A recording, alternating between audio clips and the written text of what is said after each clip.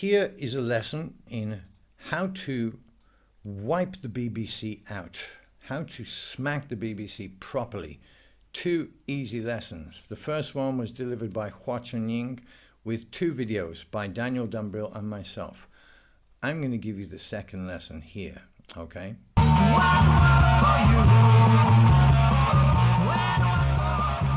大家好, Barrie here, Best China Info, and what I want to do today is relate to you an exchange between myself and the BBC. Well, that is to say, one reporter so far at the BBC, and this exchange also occurred between the BBC and Daniel Dumbril.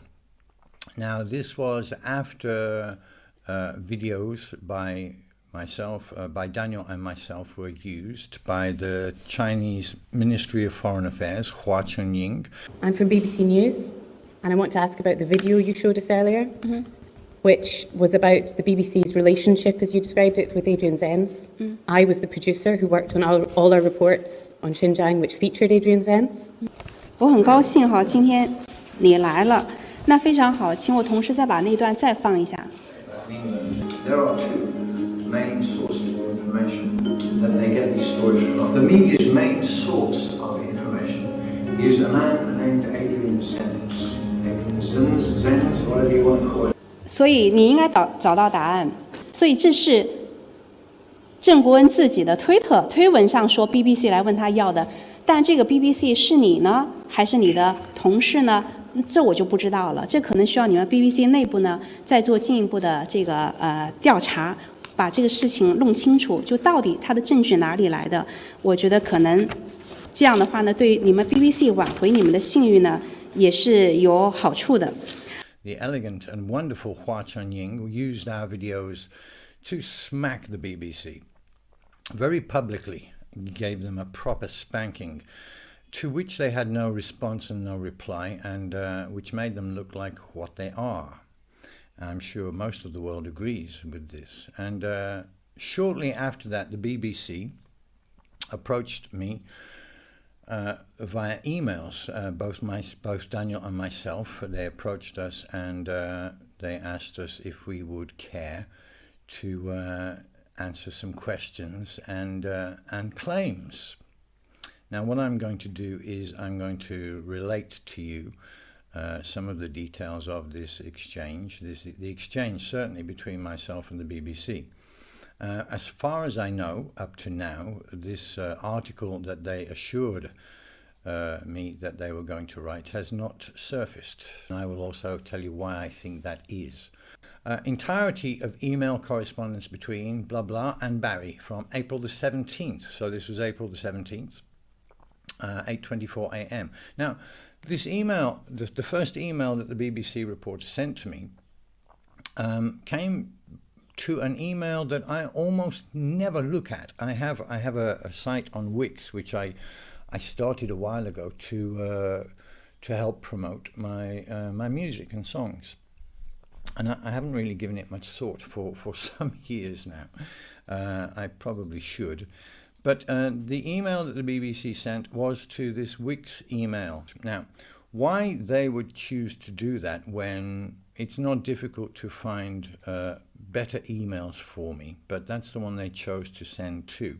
It was just by chance that I decided to have a look at this email system, the server one day, and I saw this email from the BBC.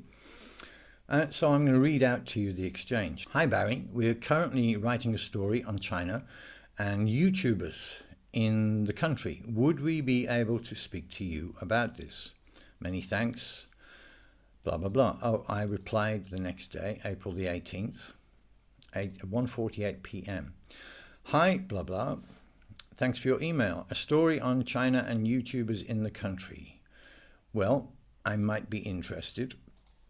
And although I wouldn't describe myself as a YouTuber exactly, some dialogue with you on this would be useful in the first instance to give me a clearer picture. So I would suggest that we have a Skype meeting or a Tencent meeting or a Zoom meeting face-to-face to discuss what this is actually all about.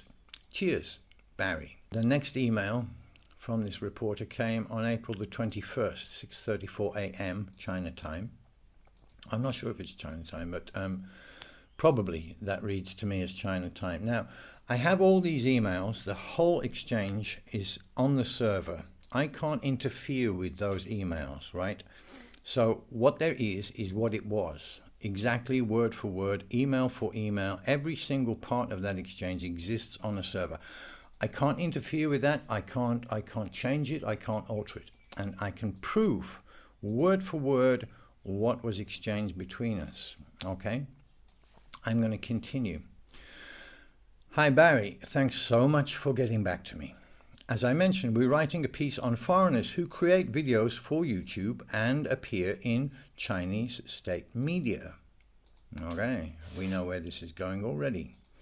I understand your video was used in a MOFA, a Ministry of Foreign Affairs briefing recently. So what this reporter is referring to here is as I said, the Hua Chunying glory moment where Hua Chunying and the Chinese Ministry of Foreign Affairs, the MFA, smacked the BBC publicly and showed them up for what they are. So this reporter is referring to this specifically. I had a few questions to ask and also wanted to share some claims that have been made that I would like to give you a right to reply to, a right of reply to. These are the very words. You claim, it says, to have worked for a newspaper in England for 6 years. Where and when was this? As if they have any right to ask me such a question. As if they have any right to give me a right of reply to some claims that have been made. It is as if they are the hand of God somehow in all this, which they are not. And I'm going to show you how not they are. Why do you think the Ministry of Foreign Affairs used your video in the briefing?